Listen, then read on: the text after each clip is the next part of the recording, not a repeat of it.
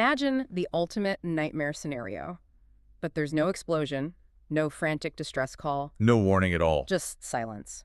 On March 8th, 2014, a massive Boeing 777 Malaysia Airlines Flight MH370 with 239 people on board simply disappears from civilian radar. And it doesn't just fall out of the sky. It goes dark, makes a deliberate turn, and then keeps flying for 6 more hours.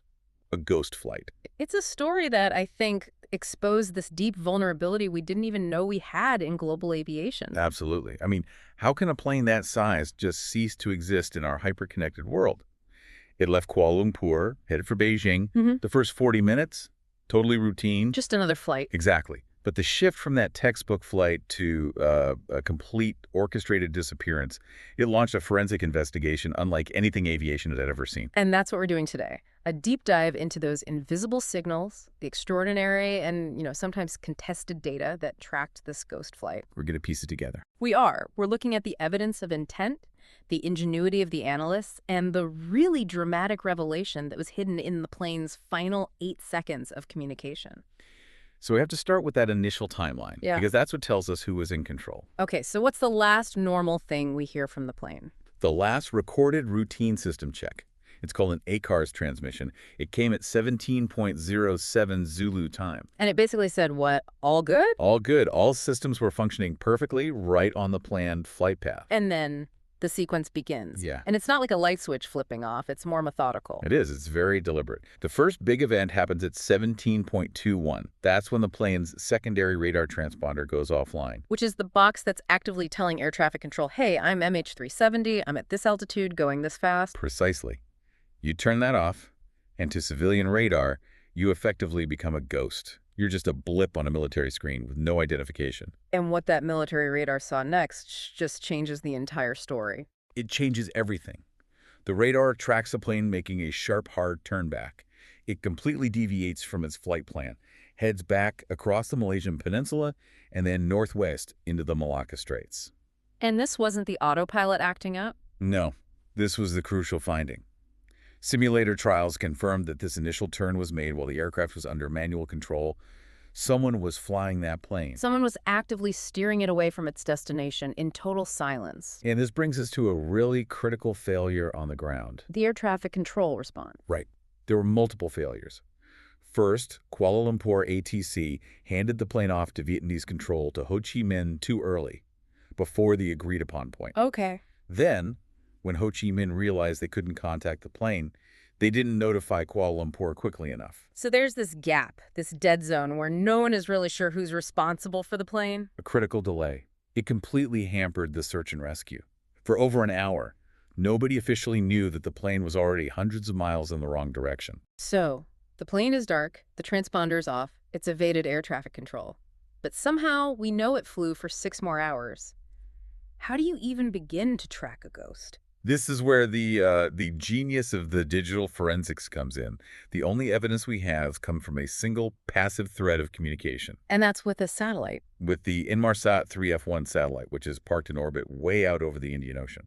But if the pilots aren't making calls or sending messages, what is the satellite picking up? It's picking up something called a handshake.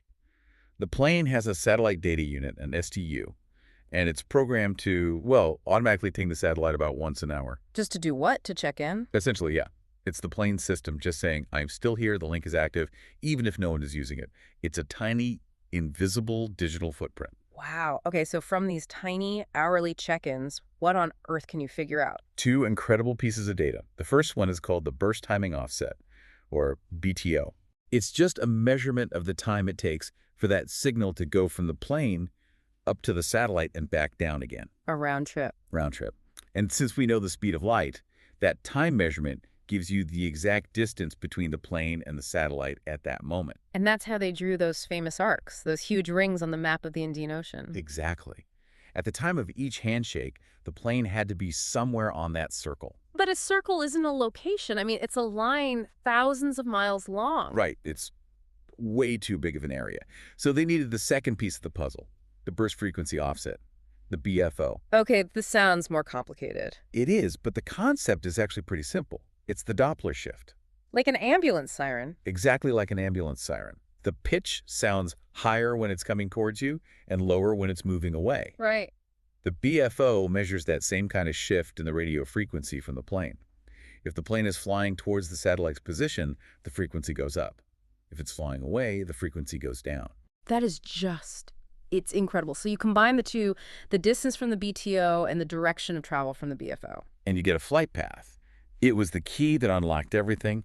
It allowed them to pretty much rule out a northern route and confirm the plane flew south, consistently south, hour after hour. All the way towards what they called the seventh arc. The seventh arc, the final handshake, the last known line of position. So a manual turn, all communications deliberately cut, and then a 6-hour straight-line flight into the most remote part of the ocean on Earth. Yes. This forces the question of who and why. And that takes us to the most controversial part of this whole story. The pilot, Captain Zahari Ahmad Shah. And you have to be so careful here. The official investigation, found no smoking gun. Captain Shaw was incredibly experienced, a flawless record. Over 18,000 flight hours. A total professional. They looked at his finances, his health, his family life. They even analyzed his voice on the radio transmissions before the turn. They found nothing. No stress, no anxiety. By all official accounts, he was a model pilot. Yeah. And yet, there's the flight simulator he had at his home. And this is the piece of circumstantial evidence that you just can't ignore. Data was recovered from that simulator. And what did it show? It showed a plotted course, a flight plan that went deep into the remote southern Indian Ocean, a route that was strikingly similar to the one MH370 is believed to have taken. That sounds like definitive proof of a plan. The digital smoking gun. It does. But this is where the nuance of digital forensics and the burden of proof really come into play. Okay. Australian officials confirmed the finding. They called it a possibility of planning. But they also stressed that this data point was one among thousands. It was mixed in with over 2,700 other coordinates from other game files. So the question becomes, was this a rehearsal, or was it just one of countless simulations a pilot might run for practice? That's the entire debate. And it's where the international investigation showed some cracks.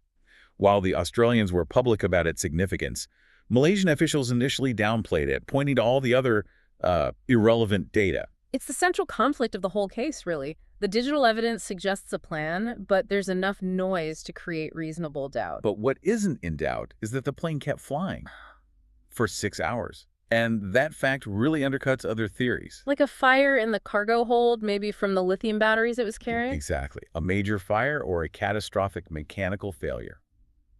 It just doesn't fit the evidence. You would expect a rapid descent, or at least erratic flight, not 6 hours of stable, fuel-burning transit toward a specific remote region of the planet. So let's follow that path. The plane is nearing the seventh arc. It's almost out of fuel. The investigation now zeroes in on the final 8 seconds. Right. The last 2 satellite pings. Up until the second to last one, at 0.11Z, the BFO data is stable. It suggests level flight, probably on autopilot. Just flying until the tanks run dry. Yes. But then you get the final pings at 0.19.29 and 0.19.37. And in those 8 seconds, the BFO values they plummet. They drop off a cliff. What does that mean in terms of the plane's movement? It means the plane suddenly started moving away from the satellite very, very quickly. It means a massive, uncompensated negative vertical velocity. To dive. A violent descent. The trigger was almost certainly engine flame out. The fuel is gone. And when the main engines die, the main power goes out. Right, but a 777 has an APU, an auxiliary power unit. It's a small jet engine in the tail that automatically kicks on to provide emergency power. And it powered up the satellite unit just long enough to send those last 2 pings? For 8 seconds. Yeah. Exactly. And the data from that tiny window is terrifying. Analysts calculated the descent rate at that final ping was somewhere between 13,800 feet per minute and an unbelievable 25,300 feet per minute. 25,000? I mean, a normal landing descent is what, 2,000 feet per minute? About that, yes. This was an uncontrolled accelerating freefall. The data calculates an average downward acceleration of about 0.68 g. It was a plunge, not a controlled ditching. And the physical debris backs that up. The few pieces they found, like the flaperon that washed ashore, Yeah. analysis showed the flaps were retracted. They were in their neutral position. If you were trying to land on water, you'd have the flaps out to slow down. You would absolutely have them extended. Retracted flaps support one scenario: a high-speed, uncontrolled impact with the ocean. The plane hit the water hard and fast. So you have this incredible duality. A mystery that starts with a complex, manual, seemingly intelligent act. followed by hours of cold automation, tracked by this brilliant forensic analysis. And it all culminates in this violent, chaotic, catastrophic end.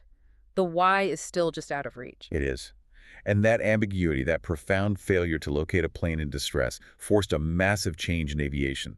This tragedy, and Air France 447 before it, led directly to the creation of the Global Aeronautical Distress and Safety System, KIAS. How does Gadgets make sure a plane can't just vanish again? Its core mission is something called Autonomous Distress Tracking, or ADT. Autonomous. So the pilots can't turn it off. It operates independently.